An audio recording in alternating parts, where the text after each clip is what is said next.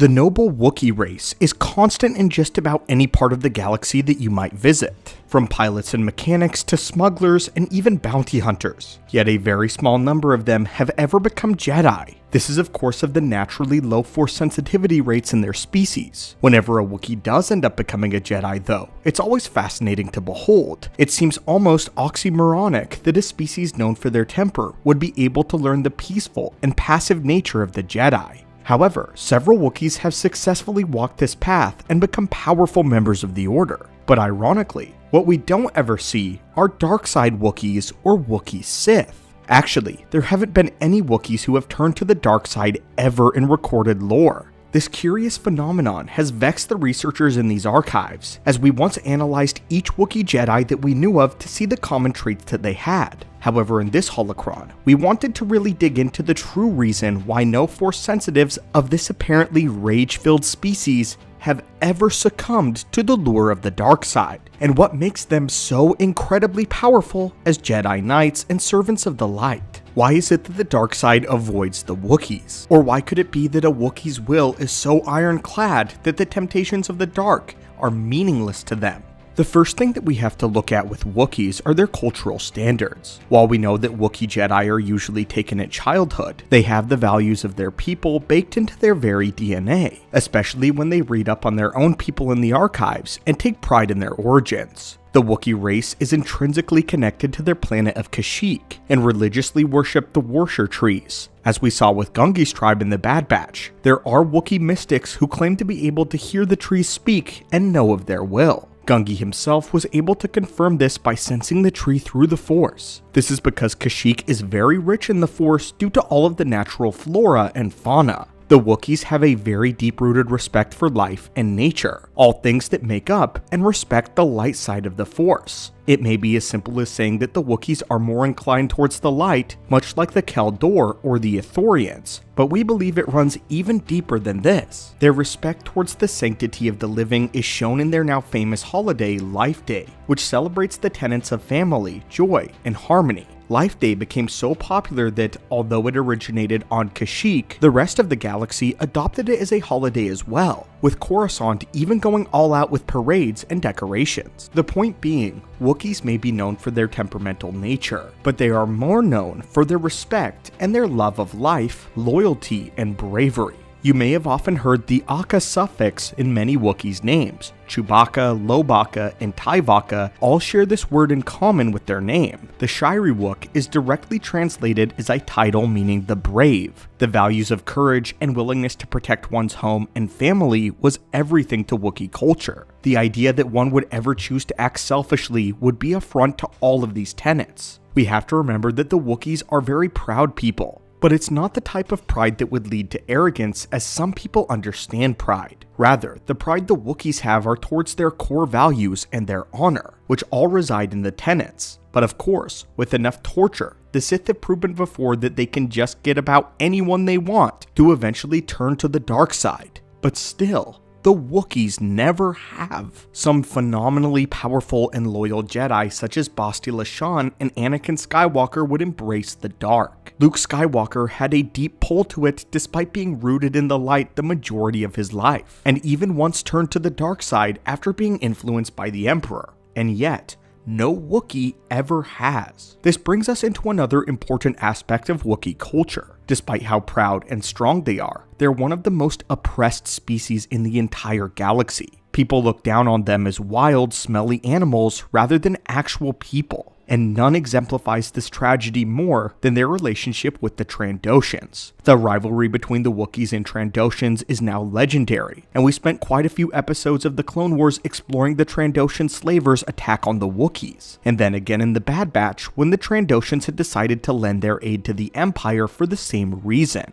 This all speaks to the hunter culture of the Trandoshans, not just culturally, but religiously in fact. They believed in a deity that they referred to as the Scorekeeper, a ruthless and difficult to please woman who, according to their legend, kept log of all the points gained by the Trandoshan hunters. For their people, getting points through the hunt was everything, and in their religion, Wookiee pelts were worth a lot of points. This resulted in a mass hunt for Wookiees, which had sparked their eternal rivalry. The Wookiee people know what it's like to be oppressed and killed for no good reason, so they could never justify doing that to anyone else like the Sith do. Miraculously, their oppression has made them a stronger people group. What this does not mean though, is that training a Wookiee as a Jedi being easy. In fact, it can be exceptionally difficult. We believe that the Jedi take an active role in treating these Wookiees special among other Jedi trainees, being very careful with them thanks to their very strong nature, and I believe that they take special precautions to ensure that they will not turn. As if a Wookiee Jedi ever did turn to the dark side, I believe they would be supremely powerful, with the dark side trying everything that it can to finally take a hold of this beautiful species. Due to their temperament, there is more of a focus on learning patience and the control of one's anger. This doesn't mean that their temper will be completely baked out of them, as even Master Tyvaka was a little testy sometimes, and was known for losing his cool.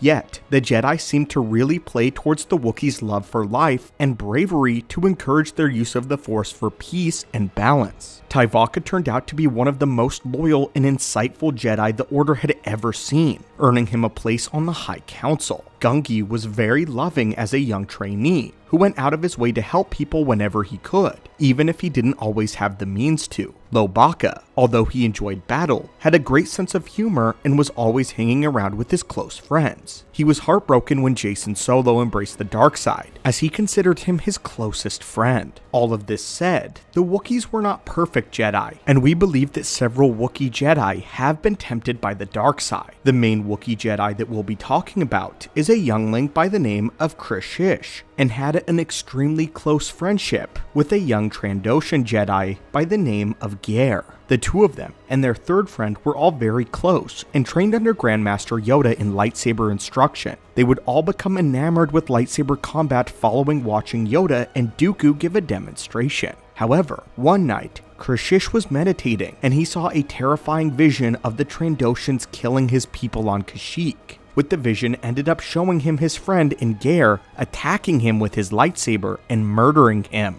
Deeply distressed by what he had seen, he would eventually run into Jedi Master Dooku. Dooku, trying to be helpful, gave him advice that would seem appropriate, saying that the council brushed off visions and did not treat them with any seriousness whatsoever. He then encouraged the young Wookiee to keep a close eye on things and act upon his vision if necessary, as the Force could be giving him a warning.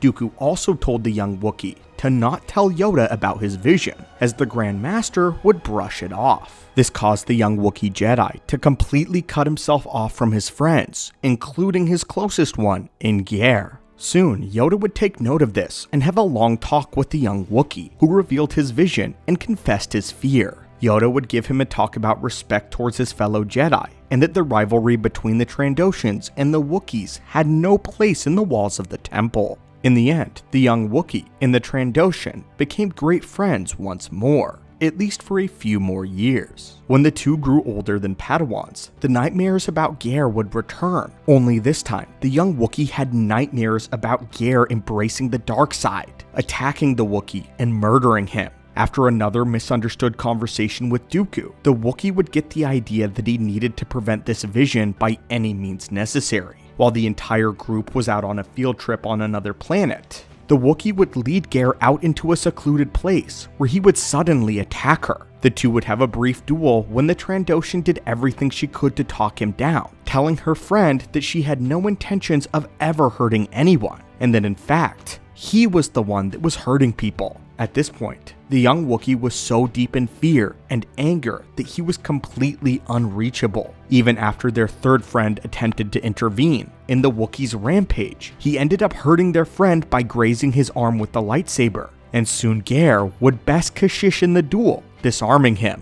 This, however, would not work, and the Wookiee gave in to his fear one more time, lurching towards his friend and choking her, attempting to kill her until Yoda himself intervened. That's when Kishish revealed his vision again, but Yoda attempted to assure him that they had no idea if the vision was true, saying that there was no reason to believe that Gyre would ever turn to the dark side. Yoda also pointed out that these things hadn't happened and that the Wookiee was protecting no one, not even the Force, by attacking his friend. Yoda showed the Wookiee that he gave into his fear and allowed his fear to drive his actions, coming very close to the dark side. The Wookiee was deeply ashamed of himself and returned to the temple for more training, attempting to fortify his feelings in the light yet again. Unfortunately, Gare was so deeply disturbed by his vision and her turning to the dark side that she was worried that if she continued down the path of a Jedi, that the vision would come true, and she ultimately decided to depart the Jedi Order.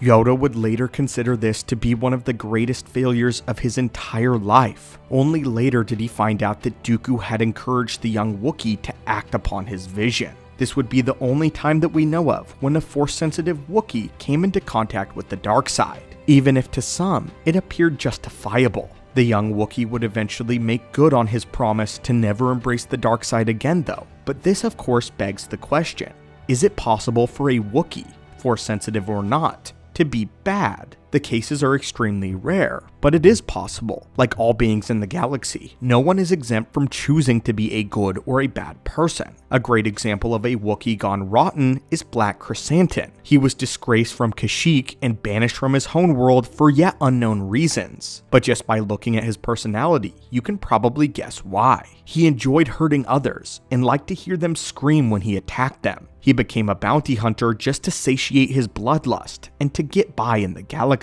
He also had a love of money, something that no honorable Wookiee would look upon with toleration at all. Besides him, there was also a Wookiee bounty hunter who worked for the Sith Empire during the Great Galactic War. But of course, lucky for us, none of them were Force sensitive. So even though they had gone rotten, they were not touched by the dark side yet. But with that all said, it is definitely possible, and a Wookiee with the power of the Force that had embraced the dark side would absolutely be tremendously powerful. Being disgraced by the Jedi, being disgraced by their own people, it is possible for a Wookiee Sith to one day exist. But of course, while it is always possible that Wookiees, like any being, could embrace the dark side, the likelihood is significantly reduced primarily because of the traits of loyalty, love, and honor that they share. Like Kishish, if his loyalty is ever breached, they become depressed and ashamed of what they have done. This shame keeps them from being able to continue to commit violent acts. Simply put, the Wookiees may be quick to anger and jumping to conclusions, but they are a morality-driven race that is hardwired to love others. And it is this love that keeps them from turning to the dark side. But anyway, my friends, what are your thoughts on this? What are your thoughts on Force-sensitive Wookiees and the dark side in general? Why has no Wookiee ever turned to the dark side? And what would it look like if a Sith Wookiee ever existed? Thank you all for your own love and support of the channel. And as always, may the Force be with you.